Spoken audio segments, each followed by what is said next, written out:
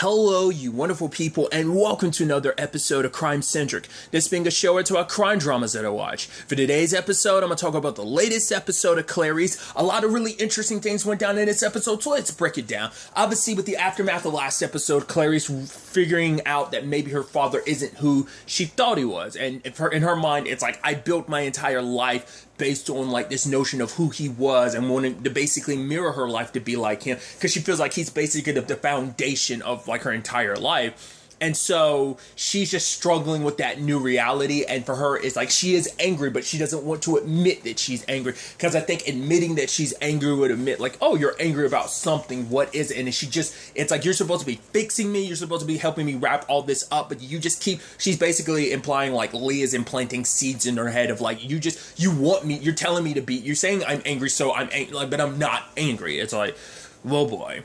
So, because she just wants this all done because it's, once again, it's unearthing a lot of stuff that she doesn't want unearthed, because it's like she thought she wanted answers, and now that she's getting the answers, it's not what she thought it was, because she thought this would all stem to like, okay, this all, dealt with Bill, like I'm dealing with my trauma from Bill, but it's like, no, Bill activated some trauma that's been there the entire time that she's buried subconsciously, and now that trauma is being really like dragged up, it's really having a major effect on it. And I think that's such an, like, it's not, I wouldn't say subtle. In some cases, it's a little subtle, but in other cases, it's very obvious. She's super angry this episode. Especially with just everything that goes on in this episode. It's like, right, they're all in the van waiting. It's like, because, you had Ruth visit Catherine about like, right, someone's going to try and use you, but she's like, nah, whatever it is, Ma, I can take the hit. This is a terrible person. Like, the fact is, you strike, they hit, you hit harder. I was like, oh, so I thought that's pretty dope, because like, and Ruth is kind of happy to know that she's got Catherine's support. And even I was like, oh, I thought she'd kind of, well, I'm sure she weighed through it, but it's also like she knows Niels is a terrible human being, especially considering all that he's wrapped up in. So it's like, no, we can't just let, no matter what he's got on me and my family, I can't let a monster like him, especially because that's the platform she's standing on, is to make sure monsters don't get their way. Like, that was the whole point, to be like, oh, so there's no more Buffalo Bills out there in the world, and if they are, they're captured. So Niels is a monster in his own category, so of course, like, she's going to be adamant about, like, no, we're going to take him down, we're not going to compromise for anything. So but while they're all the agents are waiting for like the raid on the Allosaur, one of the agents needs to pee, and it's just like, he whips it out, and they're just like, really? In front of, it's like, nah, she can, isn't that right? And he touches her while he's doing it. I'm like, once again, it's just like, that's a big no-no. Granted, it's the 90s. It's still a big no-no, but it's like he's in his own head enough to think he can do it. Like, and you can tell she's super annoyed. But then obviously, all right, we go in, get everything we can. We need everything that can connect Niels to like everything. And lo and behold, who's waiting at the front door for him? Niels and Joe. So obviously they're gathering up all the files they can, even getting the painting, which Tripati's the one that knows, like, oh, this is an Eva Gallows painting, but it's different from her other paintings, and Clarice kind of gives the background for it, and even Tripati said, like, there's something, it's still not right, it's still nothing like her other works, because, to be fair, I'm not the well-versed in art, but the fact is, what you always hear all the time is, artists have their own fingerprints. They have their own style, their own way. They're very like structure and essence to what they do in a painting, and it's like, this didn't feel like her at all, so they end up taking it.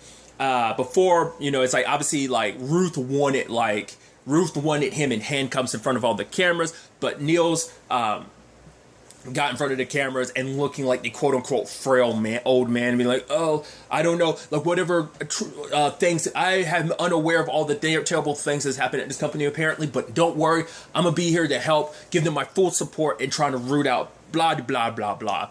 And then, like, obviously, he's trying to, like, obviously, Paul's there, he's like, no. They're just doing their job. It's like, oh, you suck. So, granted, they do arrest him, but obviously he ends up getting released like an hour later. So, obviously, they're all staring at the painting, they're staring at the painting, trying to figure it out. So, Tripati and Clarice go and meet the artist, Ava, and she's kind of like, obviously, like, I thought it was so interesting where, like, Tripati talks about the fact is, like, art, like, using the term orphan, I think it's basically paintings that someone doesn't acknowledge as theirs, you know? And it's like, but Eva says, like, how can you orphan something that was never yours in the first place? Because, what's his face? Niels gave her exact specifics. It's like she didn't have free reign on the painting. It's like he told you exactly what to do. And obviously she doesn't go too far before like Tripati's like, no, that's okay. Because Clarice was trying to push, but then you see her kind of snapping at Tripati's like, no, why'd you cut me off? Like she knows more. And it's like, yeah, but we need to kind of dissect like what she already gave us about, you know, maybe it's not a painting that we're staring at. That maybe in actuality, it's a blank canvas. So then you had the whole scene with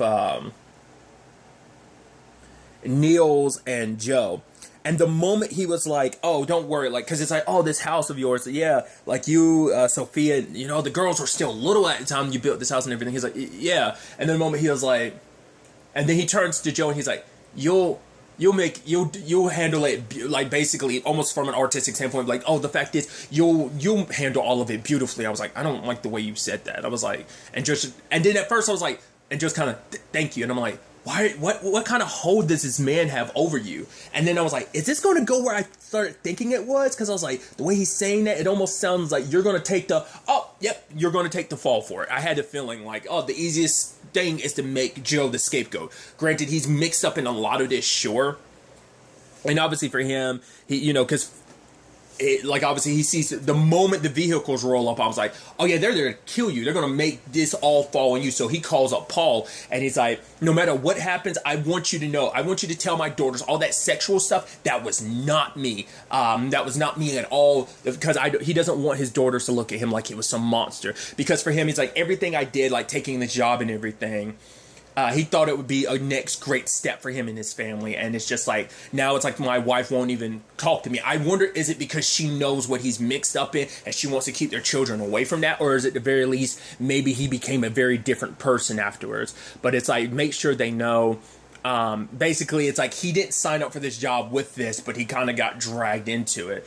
And obviously, the cop that ended up killing that their go-to hitman dude ends up being the one that killed Hudlin. I wonder, did they actually, like, when they, like, syringed him, was that enough to kill him, or was it just enough of a, it was probably just a paralytic, so maybe he could have, well, they made sure to cover his mouth, so it probably was enough to, like, it could have been a paralytic to, like, paralyze his lungs or whatever, and then just cover his mouth and everything, so he can't breathe. But obviously, putting the suicide note, all the evidence, making sure to put his fingerprints all over it, perfect frame job. And then put the gun in his mouth and made him quote unquote kill himself. So, but obviously when they show up on the crime scene, it's like VICAP is there, but also like Ardelia's unit is there, and it's like now Paul and what's his name, George, end up in a shouting match because it's like, this is supposed to be ours. It's like all the evidence is here, but Paul ends up calling up Ruth. It's like, yo, someone wants to talk to you, and gives the phone to George. George is super upset. And then, like, everyone, they get pulled out. It's like, sorry about that, guys. Drinks are on us, but VICAP's going to be taking over the crime scene. Everyone's like, all right. And then, like, one dude in particular, Eddie, is talking mad shit. He's talking mad crap to, like, Esquivel, and everyone's, like, holding him back and stuff like that. And then he says another thing, and Clarice, like, popped him in the face. It is like, yo! And you see Murray's face, like, yeah. He was kind of happy about it. But everyone else is kind of, even Paul, the moment he saw that, he knew something was up. He's always kind of looked at, Clarice is always on the edge. He always saw that. He always knew it since the beginning of the series. I mean, for a while now. But I think that was a moment where it's like, right. Like, we've seen elements of that. I mean, I think maybe that's the argument, too. Like, when she ends up bringing it up later on, I think you can look back retrospectively over the course of the series and kind of see that, oh yeah, there's been a lot of anger bubbling underneath the entire time. It isn't just like, oh, I get mad. Sometimes I'm like, no, I'm like mad all the time. There's just anger bubbling beneath me. She never really knew why until now. She's kind of been able to put a face to that anger and understand, at least to some extent, where it's coming from. But, obviously, Paul brings this to Ruth's attention, but Ruth is like, yeah, like, Joe just happens to kill himself with all this abundance of evidence. Once again, this is what they talk about in crime dramas and stuff like that. There's just too much evidence. I mean, there's like so much evidence, that's a little too much. But it's like, yeah, all of it, like, plus there's money in a particular account that connects to, like, Hudlin, so it's like, everything is already pointing to Joe, so he's kind of getting screwed over in this regard. I mean, it's not necessarily like he was a good guy. He was mixed up in all of this anyway. He had his own part to play and everything. But at the very least, it does seem like maybe he was more human than we kind of gave him credit for. Because you're like, oh, he's a monster. He's a monster. But it's like, yeah, he still was the one that personally knocked Clarice out with the phone when it came to the whole Marilyn Falker thing. Which is also like, right. Everything would have fallen on her shoulders if it wasn't for Clarice still looking. So obviously it's like, we've got one more, like, they still got Ruth as an ace in the hole, but it's like she can call in for a kind of like a hard hit, but it's like, got to use me at the right time. So Paul and them are trying to examine the painting. So they ultimately end up doing that, and well, Drapati's the one that kind of sprays it, and it turns out there's something underneath the painting, because he talks about like, oh yeah, like plenty of paintings paint over something else, and it turns out like, oh, there's something underneath it, and Clarice is there saying like, oh, it must be like Kronos. That's how that's this whole story he's kind of depicted, but the question then becomes like, well, why did he do that? You know, obviously like Clarice is kind of not as focused on the why. It's just kind of like, you know, I think just because she's kind of angry, she doesn't care about those details to a certain extent. But, so obviously they had to bring Ava back in to kind of get an understanding of, like, what that's all about. And so we learned from Ava, like, you know, she kind of wanted, like, as an artist, she couldn't get, no one would really pay her attention. So people, you know, because, you know, she's had plenty of men in her life tell her, like, why don't you get, like, a patron to kind of like get you jump started. So she ended up, well, Niels took an interest in her, and ultimately he ended up basically there was something between them. It wasn't the relationship anyone would hope for. He was very controlling about not just her work, but like every aspect. And I guess that's understandable to some extent, but also like he wanted to try and have children with her. And it's not like she wanted children, but it's also like she said, I learned at 15 years old that it was impossible for me to have children. So for her, she just wanted out of all of that anyway. So she told him the truth. And it's like the moment he found out, he was pissed off. Because why he wants to do what he does, as Ardelia kind of brings it later up, you know, immortality, whatever the case may be. Like, once again, he draws so many parallels to the Kronos storyline, because it's like, that is the thing of like, I guess because maybe I'm reading too much into this. Maybe it's a situation where it's like you want your story to exist on through the children you have. Like, in the sense that, like, maybe it's kind of like the Kronos thing of like, right, I ate all my children, but who's the one child of mine that survived Zeus, and who is he? He's like the god amongst gods. So maybe that's the thought process of like, right, like, I might be just kind of spreading my seed, doing my thing, but it's like this story will elevate my story because my story gave birth to something great, something magnificent, and that I have ownership over that. I own the greatness that my child, in this particular case, Ty, brings. You know, I might be painted one way, but because of Ty's potential legacy and legend, I can that can fall back on me, like. That's how I'm interpreting it. Like, maybe I'm like completely out there with that thought, but and maybe that's kind of what they're going for. But that's just how my perspective on things. I don't know. Speaking of Ty, Clarice did try and talk to Ty. He's like, oh, first you're coming after my dad, now you're coming after me. He's like, oh, I see it in your eyes. You're trying, it's like, no, like, you need to see your father for who he is. Like, we have blind spots. We don't always see people, especially when it comes to the people we love for who they are. Obviously, she's speaking from personal experience now with a lot of revelations she's recently had about her own father. So, of course, that's where we're coming at it from, in that particular regard. But no matter what Clarice tried to say, Ty wouldn't listen, because he's like, no, my dad, he might be this, he might be that. Like, yeah, he lost his family from a young age, and so, yeah, he grew up a little hard, and he can be a little hard, but he's also a good man. It's like, no, he's purposely giving out a medicine that is giving women, selling a medicine that is giving women's children birth defects, that's not the signs of a good man. But for Ty, it's just maybe the argument is like because he was so about getting a father in his life, going most of his life wanting to know his father, and then all of a sudden getting his father in his life, that he's just willing, like, I'm not ready to threaten that relationship in order, no matter what the reason is, even if it's for Clarice, because he kind of has a bond with Clarice, which kind of brings that into question with stuff that comes up later in the episode, but we'll get to that soon enough. Another interesting conversation I thought was the one between Esquivel and Clarice, whereas like he talks about, obviously it's because it's a whole conversation about like anger being like a big thing with like the painting and stuff like that. And so Esquivel talks about his anger. He was like, he saw a lot during his time with the military, and it's, he tries to keep that monster inside of him at bay. And she's like, was that what's going to come out? Like, was that the monster last night? He was like, yeah, sort of. I think he kind of like, he's saying that, but I don't think that's fully true. I think like it was the tip of the iceberg, that there's a lot more, and that's why he was kind of like sort of, but it's like, I think like the fact is that I think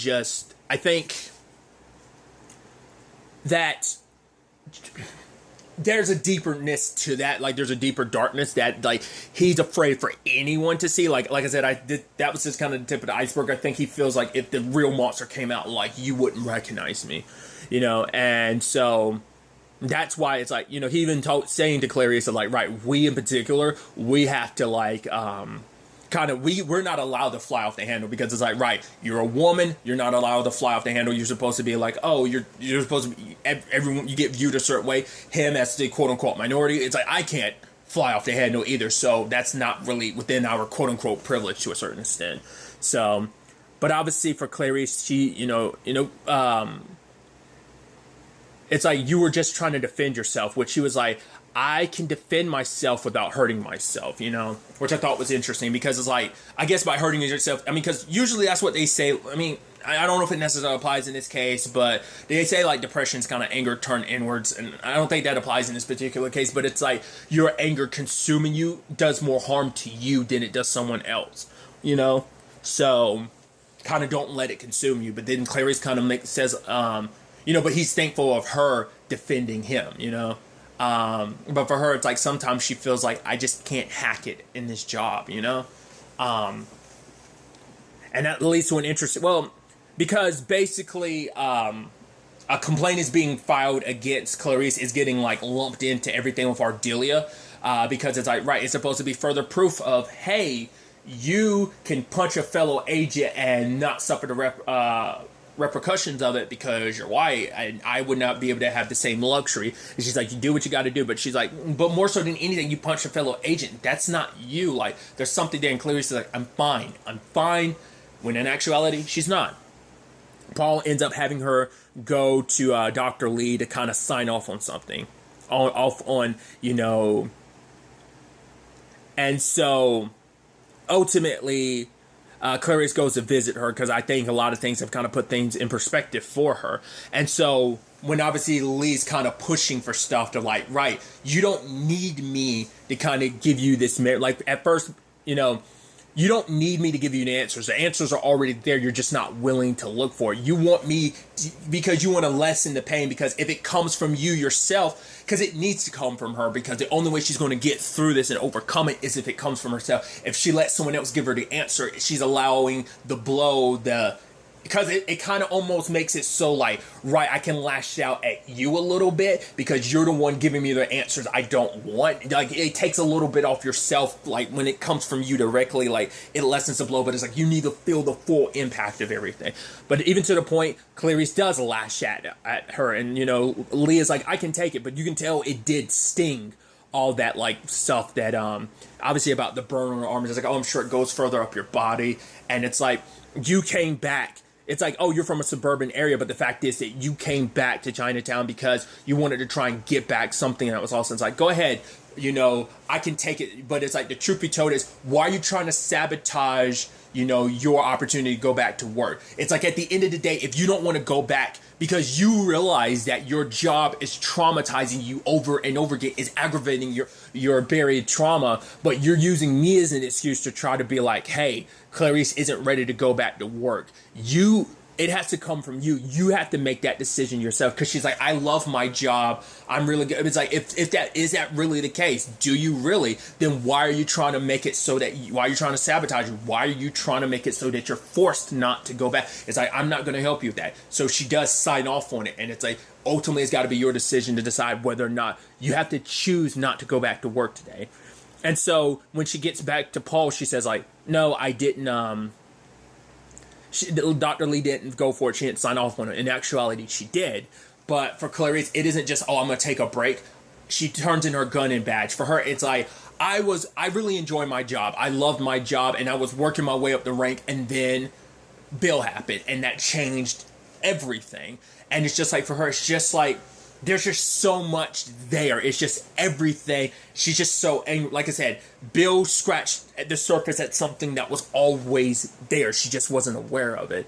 Because, Paul's saying, like, I took some time off to get sober. Don't quit. You're a good agent. You're really good at your job. And obviously for Clarice, it's like, you're a good member of the team. You're a good father. And she's like, it's something I've needed. It's something I haven't had in a long time, but if I do not quit, this will kill me, because it's just it's too much, it's like, I'm not going to get better if I stay here. I don't know whether she plans to ever return, was her plan, or was it just, I need to step away. I don't know. She is really good at what she does, but it's like, I can't be the best version of myself. I can't do my job properly if I'm dealing with all of this, because I can't do my job if I'm not at 100%, and I'm not, And I think for the first time in the series, she's finally admitted that. She's never admitted that, like, I'm not okay.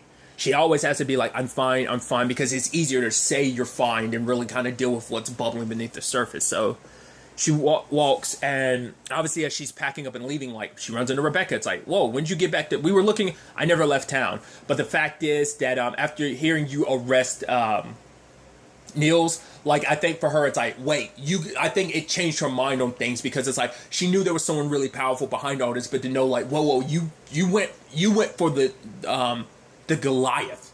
You're David going up against the Goliath in this moment. So, and it's like, right, thinking about all those women, it's like, I had to, come back, but Clarice is like, give it to the task force. This is them. This is not me anymore. I quit. But it's like, no, you're the one I trust. It's like, who's going to tell these stories? Women's stories, it's like, you can try and walk away from it, but it's always going to be there. It's kind of like, no matter, I'm butchering it, but paraphrasing it, it was kind of something of that vein of like, even if you try and walk away from it, these stories are still going to be here, so... I wonder, was she able to give, like, Rebecca's card to them? Because it probably, regardless of anything, she probably wasn't going to really work with them in this particular case. Who knows? Even if Clarice had handed it over to them. Which, speaking of that, at the when they were talking to Ava, I believe it was Esquivel that noticed something about the painting, and they ultimately end up finding out, like, there's stuff underneath the painting that wasn't something Ava did. And so Ardelia comes and gets examined, and it turns out it's fetal. It's from babies. In particular, like, all these women he's kind of had these babies with, and there were miscarriages. So they're like, so he's kind of forcibly making these women have babies. And the way they were implying it, it's making it seem like he's also forcing them to have miscarriages as well. It's kind of what it made it seem like. That's what the conversation we're having, which I guess kind of fits the Kronos thing even more, of like devouring your children. And or maybe it's just like he automatically knows the children won't necessarily come out, right? And so he's having them regardless. I don't know. Which I guess that makes it also begs the question about the whole Ty thing in many different regards. But then it starts piecing together. Ty's a monster in this as well, because it turns out he uses his company to, like, get women into this country, and it turned out those women end up having babies with him, and it's like, so the men are sent back immediately, but the women, it's like a one-way trip. So Ty is just as, that's why he kept defending his dad, maybe because no, my dad isn't a monster you say he is, because if you're saying my dad's a monster, that makes me a monster. Whatever his reasoning, he's complicit. And once again, I think that fills a role of, like, the angle of he wants to he wants to please his father, the father he didn't really have in his life. And it's like, oh, like, I'm gonna be everything he wants me to be. He molded Ty to be like him. Now, they were saying that Ty might be even more of a monster because I guess at the very least, he's the one handpicking these women to deliver to his dad to be devoured, essentially, you know? And so I guess the metaphor in this particular case would be like lambs to the slaughter. That he knowingly is doing that, and he's putting up this pretense. That's why I'm like, is that why he got so close to Clarice? Was that the whole point? I mean, maybe she was supposed to be like the most beautiful piece to all of this. I don't know. Maybe that's also why he didn't like her getting so close to Ty, because she wasn't able to, because it's like, right, like, she might be able to see through Ty. Maybe that was his biggest concern. I don't know. Maybe he's less concerned about himself, but more so about his child. Once again, like, Ty's kind of like everything, because it's like, oh, you're so important. You're the Zeus in this Greek analogy of, like, you know, Kronos and Zeus. But it is something I've brought up before. Ty is her blind spot. She could never see Ty for who he was, just because I think everything that she was going through at the time, I think, just kind of blinded her to who he really was. I think maybe her own personal situations. I think she looks at him as kind of like another victim of, like, you don't know what your father really is. But also, I always kind of chalked it up to, like, her looking at him and kind of thinking of her brother, and I think that kind of created that blind spot. Like I said, she's dealing with her own personal demons and past that I think it blinded her to Ty. And so, earlier she had gone for a run, and we get a little bit of, like, some background. We still don't, at least I still fully don't understand the whole thing with her dad. But it's like, right, her dad gives her the money, and the guy's like, oh, your dad's a coward. Your dad's a liar. The fact of the matter is, he grabs Clarice and points a gun at her and is like, what? You think I won't do something to your daughter just because, you know, I won't do something just because your daughter's here? I won't do something to you in front of her? And he kind of looks down in shame, because it's like,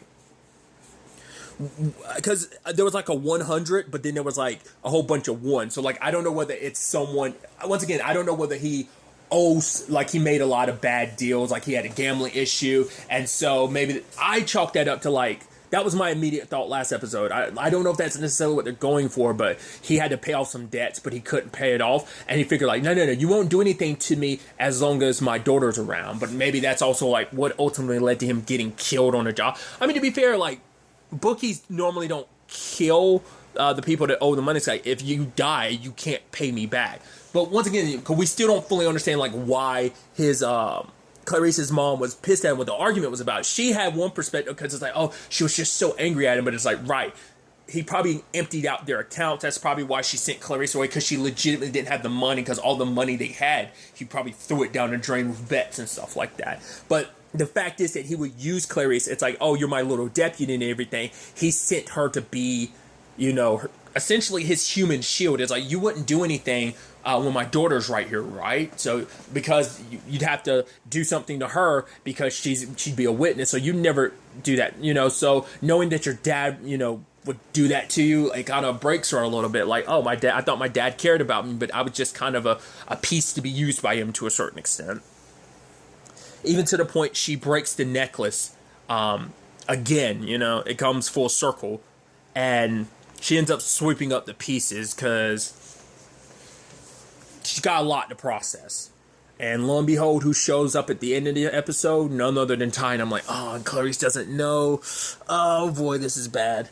Oh, this is really bad. So that's where the episode ends. Next week's episode is the season finale. It's really going to be interesting to see ultimately how they wrap this up. I'm curious to see how this all ends up playing out. There's different routes of where this could go. This could definitely end with, like, Clarice having, it might be a little bit of a Buffalo Bill repeat, where it's like, right, she's in a situation where she's forced to kill Ty, and that does irreparable damage. Are they able to take Niels down? Does she go back to her job immediately? Does she not?